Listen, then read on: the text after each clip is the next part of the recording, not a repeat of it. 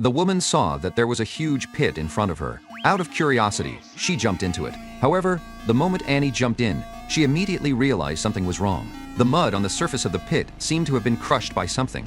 Looking down from above, one could see that this was a huge footprint. What shocked them was what kind of creature could have made such a big footprint. To find out the secret of the footprint, Annie quickly went to ask the residents nearby. It turned out that just that afternoon, when the villagers were eating, the dogs out suddenly kept barking into the distance.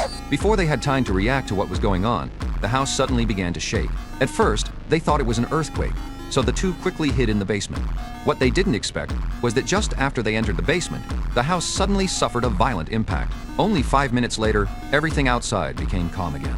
The two of them then slowly opened the basement door. The scene in front of their eyes shocked them. The house that had been perfectly fine just minutes ago had turned into ruins. Even more frightening was that a giant creature's footprint was left on the ground. Realizing that a monster might have appeared nearby, Annie immediately led the team to take a helicopter to search. But even after flying for 3 hours, they still couldn't find the monster's figure. Since the monster was so huge, it should still be near the mountains. In order to find the monster more quickly, Annie had no choice but to ask her father for help. Because her father had believed since he was young that giant creatures existed in the world. Maybe he could find that monster. Soon, Annie brought her father to the place where the monster had disappeared. What shocked them was that her father quickly made a discovery.